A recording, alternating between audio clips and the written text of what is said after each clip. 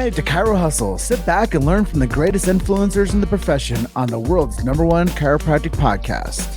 Before we dive into this powerful episode, please remember to subscribe to our channel and give us a 5-star rating on iTunes and continue hustling. This episode is sponsored by Imaging Services, Chiro Health USA, Chiro Moguls, Chiropractic Rocks, True Weight Solutions, Pure Chiro Notes, Titronics, doTERRA, Sherman College of Chiropractic, SCED, New Patients in a Box, the Influencer Authority Podcast Training, and Prime Spine Consulting. Let's hustle. Hey guys, welcome to episode 300 of Chiro Hustle, the podcast. I am your co-host, Luke Millette, and here's your host, Jim Chester. Today we have the opportunity of interviewing Dr. David Pascal, and if you want to hear more about miracles in chiropractic, stay tuned. Welcome back. This is another episode of the Chiro Hustle podcast, and believe it or not, we have hit a major milestone. David Pascal is going to be episode 300, and it's really cool for us to actually walk into this space with David and to share his story. And before we get to that, I'm going to introduce Luke Millette. Luke is coming in from Ann Arbor, Michigan, and he's been on every step of the way with me on this Chiro Hustle podcast journey. And I just want to put some hands together for Luke for being next to me on all these episodes. Thank you so much, Luke. No problem. Couldn't do it without you, brother. And Dr. David's coming in from Cary, North Carolina, and we'll talk a lot more about his location and what he's been up to. It's really impressive working with, international athletes and top world sprinters and whatnot. Kind of what every chiropractor's dream becomes, like when they're like, "Ooh, I want to go work with a sports team," but it wasn't that easy for you, and it didn't happen the way that it's all written out. But without any further, I do want to let people know that Chiro Hustle believes in freedom of speech in chiropractic. We support subluxation-based chiropractors, and we do protect the sacred trust with our mission to document this beautiful profession. And I think we've done a really great job of doing that consistently over the past 4 years. And David, welcome to our show. I am honored and grateful to be here, Jim. You know, we met years ago, 3-4 years ago, and did a little tiny interview at the seminar we were at, and, been a big fan of yours, heard your story, and really glad to be here. And thank you. Very good to meet you too, Luke. So Nice to meet you. So the meat and potatoes, we get right into it on our first question, because the reason people keep on showing up for our show is because of you, the chiropractor. And being episode 300, my favorite part actually of the whole interview process is hearing your story and what inspired you to become a chiropractor. So if we could open up this interview with that story of you and how you became a chiropractor, I'm sure everybody's curious to hear. Yeah, sure. So when I was a little kid, I just had this feeling inside that I wanted to help others, and that developed into, okay, I want to get into the medical field because that's what I understood as a, 8-year-old, 10-year-old. That's how you helped people stay healthy. And by the time I was about 12 or 13, I'm like, this doesn't make a lot of sense, giving people drugs and removing body parts to keep people healthy. So now I was conflicted. I thought, oh, okay, well, maybe I'll be like a physical therapist, because at least they are actually putting their hands on people and doing something to help. And I started to run in junior high, and I got an injury when I was in 10th grade. So I was like 14 years old. And someone suggested that I go to a chiropractor. So I go in, and the chiropractor says, look, your brain controls your entire body. It's got this giant cable, your spinal cord, and that goes down in this little tunnel made up of all these bones. And then you get branches coming off, and, some nerves are going to muscles, and some nerves are sensory, and some nerves are going to organs. So if you pinch a pain nerve, you have pain. If you pinch a nerve that goes to a muscle, you could have muscle weakness or spasm. If you pinch a nerve that goes to an organ, you could have organ dysfunction. And what chiropractors do is they find those bones out of place, these subluxations. They remove the subluxation, restore the normal nerve flow, restore normal function to the body, and the patient gets better. And I was like, oh my God, that is exactly right. This is what I'm looking for. So at 14 years old, that first visit to a chiropractor, I'm like, yeah, this is what I've been looking for my whole life at that point. And so I really had a very easy path, because at that moment I knew, okay, I'm going to be a chiropractor. And then you just do all the things that you need to do, walk down that path down the middle of the road, and I became a chiropractor. And so now that you're in the chiropractic space, you're adjusting spines, you're saving people's lives, what are some things that make you unique or set you apart from, say, the chiropractor down the street? Yeah, well, I kind of have a multi-disciplinary or multi type of patient practice. One large group of people that I see are severely neurologically injured people. So they've had a stroke and their whole face is paralyzed, or they had some type of spinal cord injury and they're, a paraplegic or a quadriplegic or some neurologic disease where they're left in unrelenting, horrendous pain. And, these people are in the medical world first because of the severity. And then if the medical world fails them, then they start branching out to acupuncturists and chiropractors. And if they still are injured, still have their problem, then somewhere along the line, they hear about me and then they come to my clinic. So I have patients fly to my office in North Carolina from all over the world. They come from South Africa and Australia and Russia and, Europe and North America, South America, everywhere but Antarctica. So I'd say I'm a little bit unique in that, I could be the 10th, 20th, I've been the 50th doctor on that chain. And most of those people that come to me for care get significant neurologic improvement. So I'm proud of that and feel quite honored and blessed that I'm able to do that. And then I also see people with severe, with autoimmune type conditions, could be thyroid, could be other issues. And so again, I've been very good at being able to help that group of people too. And then those people come from around the country. And then the last group, I guess, would be sports medicine. I've been treating chiropractor at 4 Olympic Games and 12 World Championships and more than 100 national championships. So really in my practice, I see some of the most impaired, injured bodies on the planet and some of the most perfect bodies. And that range really teaches me how to just be a better assistant in the healing process. It's remarkable. I think most people, you're saying off camera, you're 35 years in practice and you started working with the German Olympic team. Would you mind sharing that story and how that transitioned to you working to the status that you've done all these Olympics for nationals or 100 things? Like, I don't know, but I'm impressed by it. Thank you, Jim. Sure. So, when I graduated chiropractic school, I wanted to have a family practice. I wanted to see, pregnant moms and newborn babies and 90-year-olds and everyone in between and be that doctor that, generations grew up with, and I would help, them lead a healthier, a higher quality life. But in literally my first couple months in practice, I ended up developing a technique to rehab lumbar disc injuries.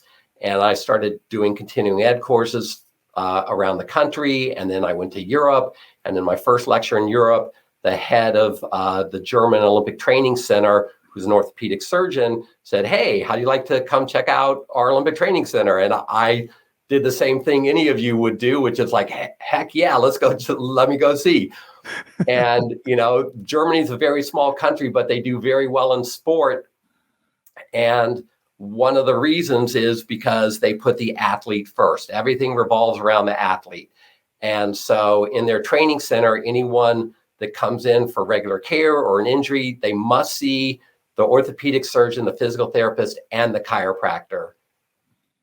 And then all three of those people get together and they go, hey, what do you think? Oh, what do you think? And each person comes up with their part of the treatment puzzle that best serves the athlete, not some chiropractor's ego or physical therapist's ego or orthopedist's ego, because the German organization doesn't care about the doctor's ego. They only care about what's best for the athlete, and so it's such a beautiful system and the right mindset, which didn't exist back in, 1990 in the US, and it still isn't all that great now, though it is much better. So I hung out, they saw what I was doing, I saw what they were doing. They asked me if I wanted to do more work for them. I said, sure.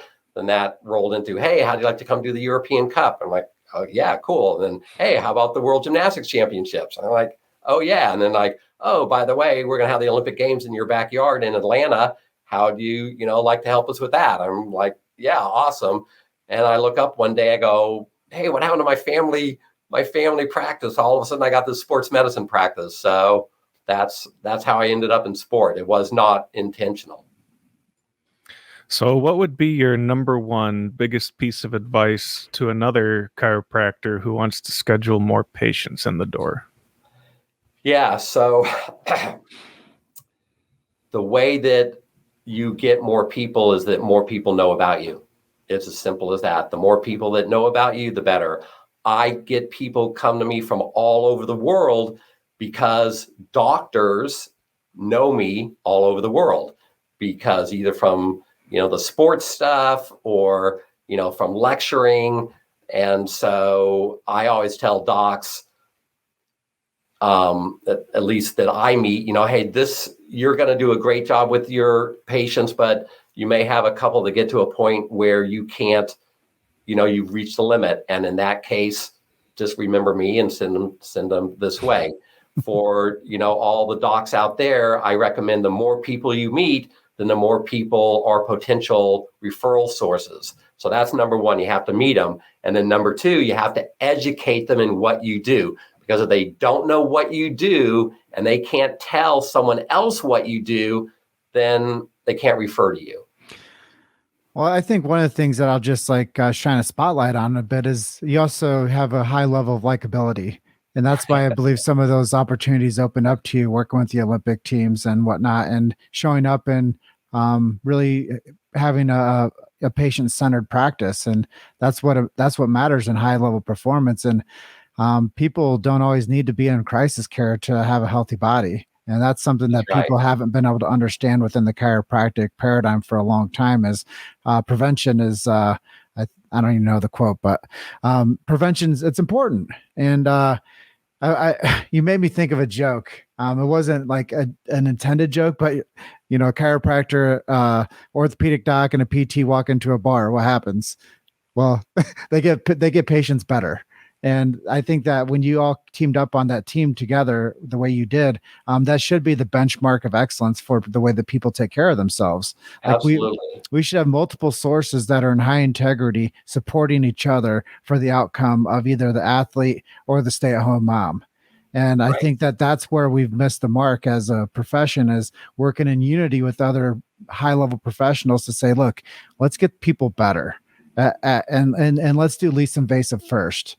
And one of my favorite quotes is from Eric Plasker. He'd always say, chiropractic first, second, third, fourth, fifth, chiropractic and drugs, sixth, chiropractic and surgery, seventh, and also with chiropractic. Like, we're going to manage with this and get people better through this whole process. So I think it's really cool, some of the things that you've been able to experience and some of the things that you've been able to charge forward with your career, and understanding the patient-centered care. But based on that, now we're going to transition to you. For you and your family, what do you do to keep you the healthiest version of Dr. David? Yeah, so I'm sure this is nothing new under the sun, but I'm under regular chiropractic care. That is a must, and as we know, some people need one adjustment, a month. Some people need 3 adjustments a week. I have always been more on the side of, I need a couple adjustments a week for my body to function well and to feel good. Then the next thing is sleep. We must have sleep because our body repairs when we're sleeping. And, as a society across the board, we are not getting enough sleep. So that is vital. Then a positive mental attitude, because we can certainly make ourselves sicker with our viewpoints and our attitudes through the day. I try to eat primarily plant-based diet. When I do have meat, I try to have like a clean fish, like wild salmon, for example. Try to eat my veggies as raw as possible. And I look at my blood glucose levels, because it's that release of insulin that really is creating most inflammation in the body, not, like animal fat. Mm-hmm. So those are my primary ways of keeping myself healthy. My son is 31 and he is a chiropractor. He's married to a chiropractor. He had his first adjustment when he was 20 minutes old. And so now in all of his marketing and telling his stories, like, hey, I had my first adjustment when I was 20 minutes old and blah, blah, I'm like, hey, that was me, remember? And, we have all the pictures of him as a baby, trying to adjust his dolls. And, he just grew up in the field and decided he, had that epiphany on his own that he wanted to spend his life serving others and became a chiropractor. So that's awesome. My daughter's 29. She's a cosmetologist. She's under regular chiropractic care. And of course, they share those same viewpoints on mental attitude and diet and sleep. So. And what do you like to do for fitness? So for fitness, I like to run. I used to be a pretty good runner. I was a world-class runner and got to race all over the world. And so I have that passion, after, I ran in high school and college and then turned pro, because I knew you can always be an old chiropractor, but you can't be an old athlete, at least not world class. So I put off chiropractic school to have my career. And then when I retired, I rolled right into chiropractic school. So I always loved to run. I love motion. So I try to be outside, hop on my mountain bike, because sometimes my legs won't let me run anymore. And then go into the gym and lift light weights, so that's primarily how I like to stay fit. Well, there's some good stuff there. I have a few more follow-up questions to this stuff. I was once at a conference, and there was a guy that was a strength and conditioning coach for a pro football team. And he was talking about having a sleep bank. Have you heard of this sleep bank idea? No. Like you have to make daily deposits into your sleep bank. And I think he said that you should be getting somewhere about 70 hours a week into your sleep bank each week. Wow. So you're talking about the importance of sleep and recovery. Yeah. Yeah, it's pretty cool.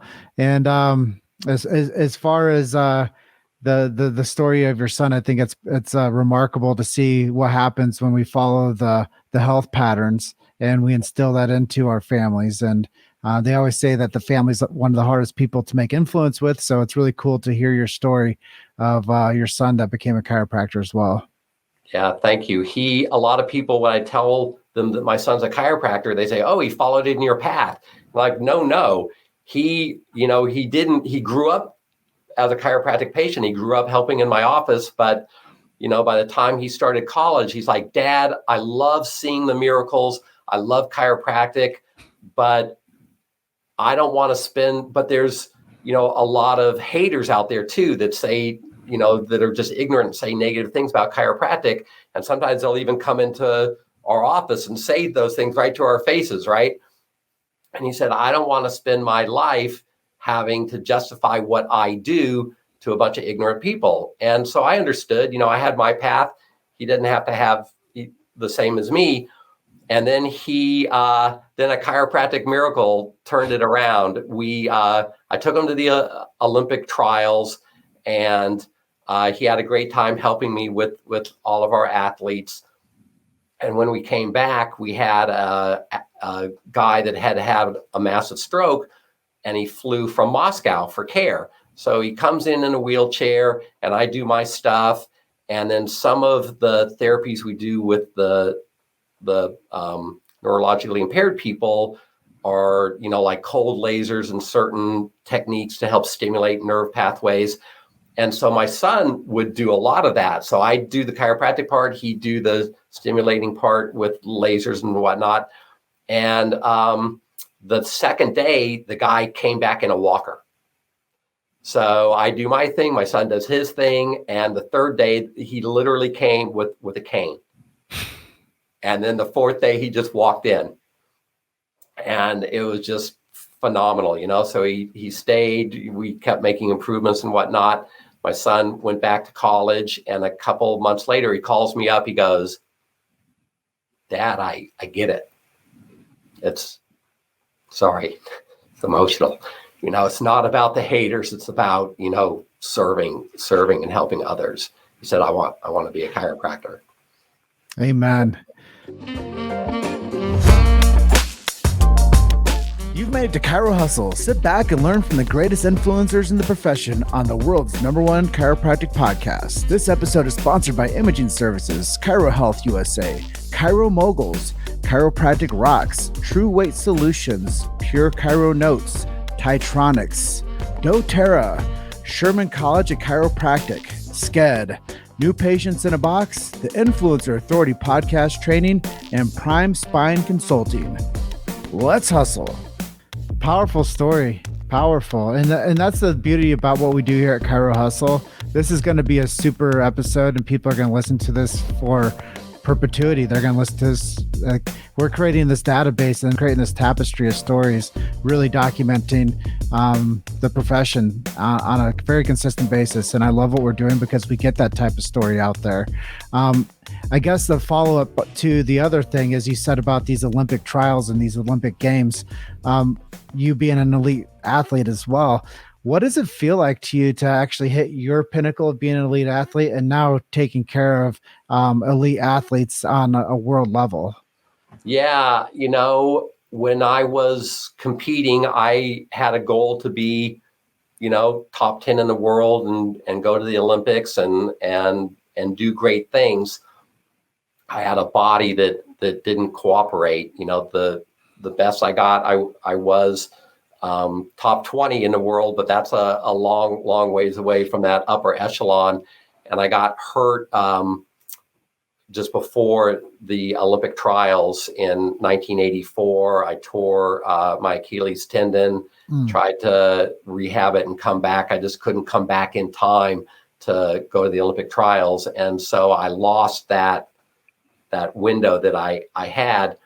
And when I started working with Olympic athletes, my viewpoint was, well, I couldn't go, but I learned so much, of what to do, and maybe even more importantly, what not to do, because I made every mistake you could make, every physical mistake, every mental mistake.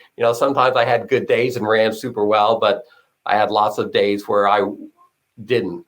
And so I decided one of the things that I'm going to bring to the table is that knowledge, to help as many people as I could to make the team. And I've been pretty fortunate that we've had a lot of athletes go to the Olympic Games, win gold, silver medals, set world records. And that's cool. To be a small part of that has been great. Oh, that's super cool. I'm always impressed to see how many sky miles you put on and all the cool elite athletes that you're like seeing them get their medals and presentations and whatnot. So I think it's really cool to hear that the whole thing, and from neurologically impaired to elite athletes, it's powerful. Chiropractic is so powerful. Yes, it is. So what are some of your favorite ways to stay connected to your community? Yeah. So I work a lot. I'm shocker. Like I'm sure almost every other chiropractor out there does. So there's a lot of community events. They have outdoor when the weather's good, which is most of the time in North Carolina, spring, summer, fall, there'll be outdoor concerts, where you can just walk up and they'll be, free on a Thursday night or a Tuesday night or whatnot. So I like to go to those things. In our town, we'll have about 4 outdoor fair type events, like an arts event or, different things like that, where local vendors will come out. So I try to go to those and connect with people, and the other thing is I try to support small businesses. So instead of going into like a Starbucks, I'll go into, Mary's coffee shop and try to connect with the owners and, say, hey, what can I do to support you? And, Amen. So that's how I try to keep my pulse on the community. Yeah, it's impressive. I think a lot of people think that just showing up to an office is all it takes to run a successful chiropractic office. But, you have to go out there and shop local and meet the proprietors of those businesses and be able to get to know people on a fundamental level and then be of service to them and to let them know that there's always an open door for them. And maybe it's not for you, but I'm sure 10 other people that will come in saying that they have this stuff going on and I can probably help them too. So it's good to make the introduction and just be there to be of service to people. Let's talk a little bit more streamlined professionally. 20 years, man. Let's look into the crystal ball. Where are we going? Where's chiropractic going? If we're like, let's rub it and see. Like, I know that there's a lot of confusion right now in the medical arena as a whole, but let's see what you think about the next 20 years with chiropractic. Yeah, well, I'm not very optimistic, actually. I think we're under serious attack. I think the medical profession has done a brilliant job of undermining us, of undermining our education, of, trying to shift from subluxation-based to symptom-based. And once you're symptom-based, it's not that far of a step to treat those symptoms with drugs, And once we shift away from our foundation, then we're in trouble. And right now we are definitely in trouble. So the follow-up to that, I guess, is if you're the last chiropractor in the world, would the profession survive? If I was the last one and I knew I was the last one, yes, because the way that we survive is through education of subluxation. That's how we survive. We survive through what the truth is about the physiology of the human body and what has the biggest global negative impact on body function. And that is subluxation. And so by educating our patients, educating our non-patients, probably more important, everyone that we meet. Hey, I'm sure you heard these crazy stories about chiropractors, but everyone thinks that chiropractors are back doctors, but that's like saying that a medical doctor is a mouth doctor, because most MDs treat by giving you a drug, which you put in your mouth. So they're impacting your body through your mouth. So all MDs are mouth doctors, right? And they go, no, that's absurd. The same thing with chiropractic. Chiropractors go to the back because that's our avenue into the nervous system. And then you give them that education on That's brilliant. I've never heard that analogy before. Oh, good. Thank you. So who have been some of your heroes or inspirations to get you to where you are today? Yeah. As a chiropractor, of course, Dee Dee and BJ, what they did, and just across the board, what they did is just miraculous. And I would love the opportunity to spend a lifetime with them if I could. Even an hour would be great.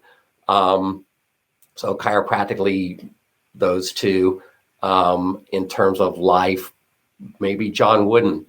I was fortunate to be third generation UCLA, And I grew up, hearing all about Wooden. I grew up in West Los Angeles, right near the campus. And unfortunately, he retired the year before I arrived. But his, one of the reasons why John Wooden was the most successful basketball coach of all time and won more national championships than anyone is because he stressed fundamentals. He stressed the basics. He would teach his athletes, this is how you put on your socks. This is how you put on your shoes. This is how you lace your shoes so that they don't get loose and then you get an injury. When you make a shot, when you're trying to make a shot, use the backboard because you minimize your variables. And I take that approach every day with my patients. I try to go to the basics. I try to minimize the variables, not only for my approach, but in the patients and their lifestyle and what they're doing. And that's all from John Wooden, and that's what a subluxation is. It's the basics. So I would say, that a big hero of mine would be Coach Wooden. And that pretty much brings us to our final question of episode 300. And it's always a question about miracle stories. And we heard yours before the show, and it just happens to tie into that beautiful painting that's hanging on your wall behind you. So maybe you could kind of give us the story behind all that. Sure. So you just want one miracle story or 100 or Just one will be fine. Okay. So about 19 years ago, a mother brought her son into me, 5.5 years old. He had been diagnosed with autism. All he did was he was kind of in a fetal position and rocked. If you tried to make eye contact with him, he would dart his eyes around. He would make no eye contact, and he was nonverbal. Apparently, he had been making his normal milestones, from birth, 6 months, 1 year, 18 months, 2 years. And at 2 years old, he had a neurologic injury, and that resulted in the autism. So he comes in to me 3.5 years later, hadn't said a single word, no eye contact, just rocking. And so I said to, the mom said, "You think you can help?" I said, I can try my best, and we'll go from there. And about after 10 visits, the mom comes in, and I just happened to be in the lobby at the time, and she's like, "Dr. Pascal, I have to tell you something." I'm like, "Yeah, sure. What is it, Tracy?" And she said, "Well, over the weekend, my son came up to me and he looked at me." And I'm thinking, "Oh, that's really cool."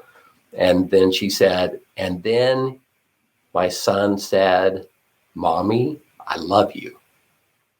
So she starts crying. I start crying. And, it's amazing.